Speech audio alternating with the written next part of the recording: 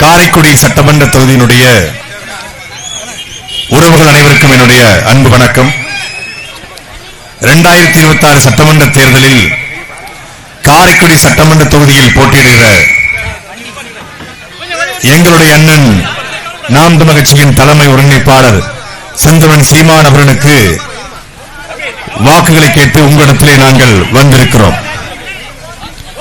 1952 தொடங்கி பல்வேறு தேர்தல்கள் இந்த நிலத்தில் நடந்திருக்கிறது. ஆனால் மொத்தமாகவே நேர்மையான உண்மையான மக்களுக்காக உழைக்கக்கூடிய சட்டமன்ற உறுப்பினர்கள் எத்தனை பேர் இந்த காரைக்குடியிலிருந்து சட்டமன்றத்துக்கு சென்றார் என்று நீங்கள் பட்டியல் போட்டு பார்த்தால் ஒருவர் பெயர் கூட இடம்பெறவில்லை. மொத்தமாகவே காரைக்குடியிலிருந்து எத்தனை நேர்மையான வேட்பாளர்கள் மக்களுக்காக தேர்ந்தெடுக்கப்பட்டிருக்கிறார்கள் என்று நீங்கள் சிந்தித்து பார்த்தால் ஒருவர் பெயர் கூட இடம்பெறவில்லை.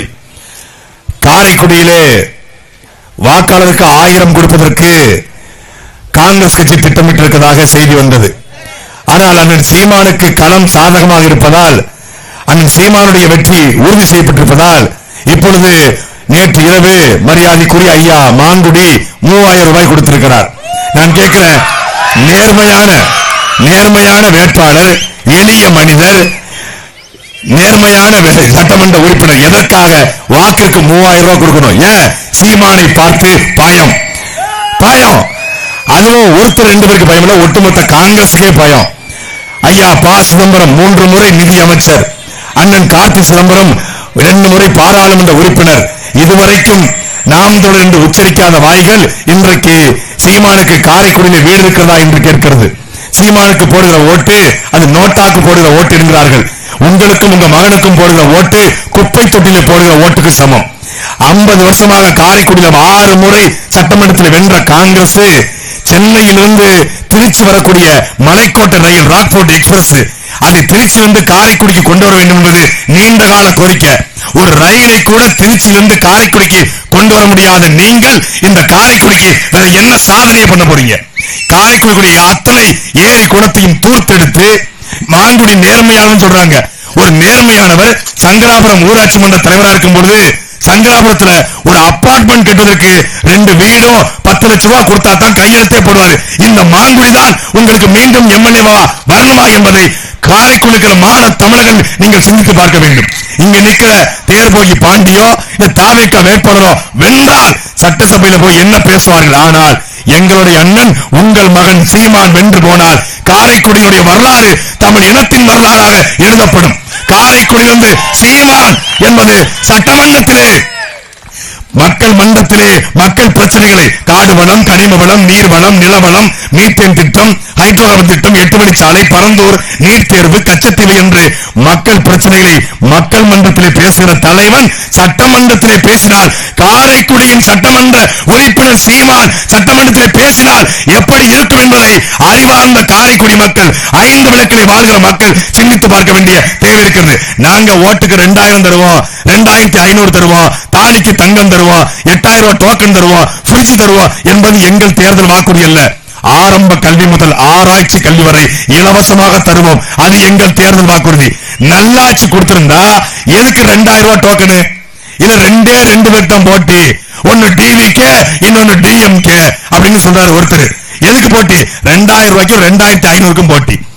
அதிமுக 2000, திமுக 2000, தாவேகா 2500 என்றால் நீங்கள் எப்படி மாற்றாக இருக்க முடியும்? இலவசத்தை கொடுத்து, தாலிக்கு தங்கத்தை கொடுத்து, காஞ்சி பட்டுப்புடவை கொடுத்து ஓட்டை பறிக்க வருகிறார் விஜய். அவர் சொல்றாரு, நான் தன்னந்தனி ஆளு, இது ஏழனம்மா பாரு, கொஞ்சம் நவுந்தேன்னா 8 கோடி பேர். அப்படிலாம் கிடையாது. நான் தன்னந்தனி ஆளு, எனக்கு தக்கூரின்னு பேரு,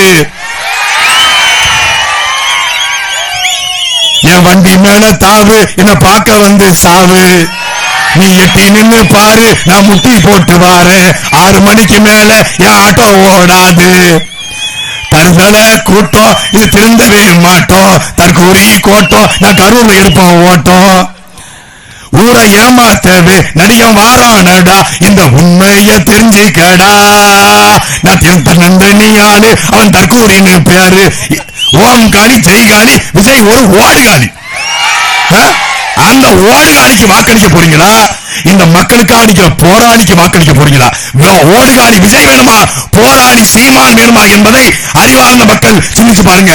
எங்க அண்ணன் ரீல்ஸ் போடுற வேட்பாளர் கிடையாது, ரூல்ஸ் போடுற வேட்பாளர், சட்டத்திட்டங்களை போடுற வேட்பாளர்.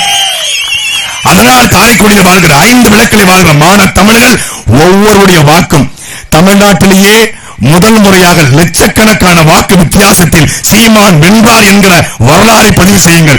உங்களுக்காக உங்கள் மண்ணின் மகன். இதுவரைக்கும் சிவகங்கை என்றால் வேலுநாச்சியார், சிவகங்கை என்றால் நம் பாட்டன் மருதுபாண்டியர் எப்படி சிவகங்கையின் அடையாளமோ அந்த வேலுநாச்சியார் மருதுபாண்டியர் வழிவந்த எங்க அண்ணன் சீமான் இன்னைக்கு சிவகங்கையினுடைய அடையாளமாக மாறியிருக்கிறார். சிவகங்கையில் சீமான் காரைக்குடியில் வெல்ல வேண்டும். அன்பிற்குரிய மக்களே, வாக்கு பெட்டியிலே 2ஆம் இடத்தில் இருக்கிற அண்ணன் சீமானை முதல் இடத்துக்கு கொண்டு வந்தது உங்கள் பொறுப்பு.